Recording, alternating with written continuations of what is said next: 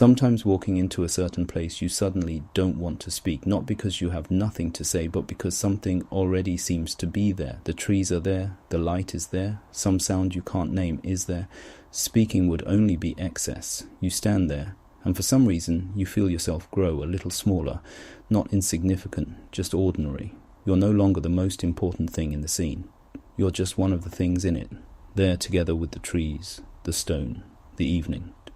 That feeling is brief. It usually passes quickly.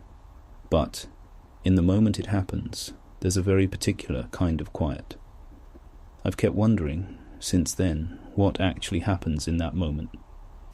A Tang dynasty poet once wrote this into 8 lines. Empty mountains, after fresh rain, the air turns autumn as evening falls, bright moon shining among the pines, clear spring flowing over stones, bamboo rustles, washerwomen heading home, lotus leaves stir, a fishing boat comes down. Let the fragrance of spring fade as it will, a prince may still choose to stay.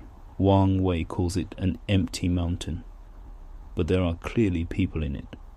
Washerwomen coming home, a fishing boat moving, sound, motion, life going on. So, what exactly is empty here? It isn't the people that are empty. It's a certain posture of standing above everything else that's emptied out. It's the will behind I have arrived, and here is what I intend to do.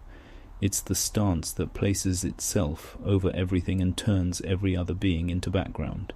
Once that is emptied out, the whole poem gains its particular breath. The washerwoman isn't appreciating nature, isn't managing nature, isn't conquering nature. She's simply washing clothes by that stream. In that evening, as one ordinary participant in that evening, she in the moonlight, the pines, the water flowing over the stones, and they're all equal. We Chinese call this the unity of heaven and man, Tianren He Yi. The phrase has become so smooth on the tongue that we barely feel what it's actually saying anymore. What it's saying is a position, not humans above nature, and not humans dissolved into nature, but humans as one being among others, sharing the same moment alongside everything else that exists. More than 200 years ago, a German poet, in a completely different language, said almost the same thing. Novalis imagined a state he called the coming society. He described it in a strange way. Everything is the same as before, and yet everything is completely different. Not a revolution of institutions, not an external change, a fundamental shift in the relationship between people and the world, from a subject's control over an object to an equal being together. He called it the Republic of all beings. Humans are no longer the sovereign and lawgiver of the universe, but ordinary citizens in the Republic of all beings, living alongside plants, animals, stones, clouds, and stars as equals. The first time I read this, the thing that came to mind was Wang Wei, a Tang dynasty poet and a romantic philosopher 1,000 years apart, half a world apart, describing the same perception, each in his own language. That fact alone says something. This perception isn't a cultural preference, isn't the fashion of some era. It's something more fundamental, something humans have arrived at, independently, again and again, in different places and different times. Novalis described one more thing, which he called the chaos of reason. The phrase sounds like a contradiction, but it's describing a state we've actually all seen, a forest. No tree is managing the forest. No rule is coordinating the relations between species. There's no sovereign, no lawgiver, no being standing at the top issuing commands, and yet the whole displays an order more intricate than anything humans have designed. Soil, mycorrhizae, light, rain, animals, decaying leaves, every being following its own inner possibilities, while also responding to the inner possibilities of every other being. That order isn't produced by management, it's produced by being together.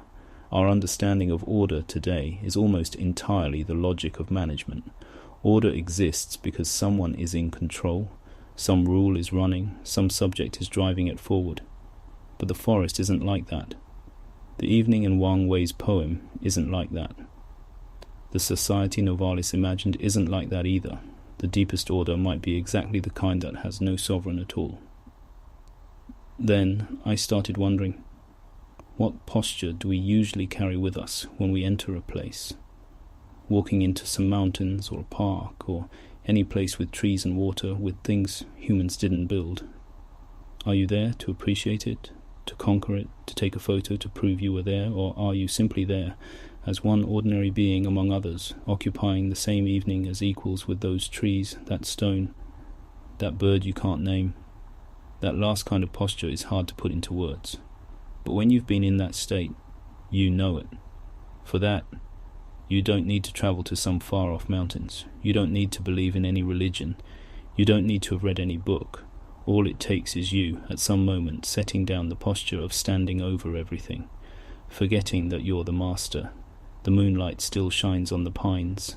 The clear stream still flows over the stones. You're there, an ordinary participant in that evening. That's it. That's already enough.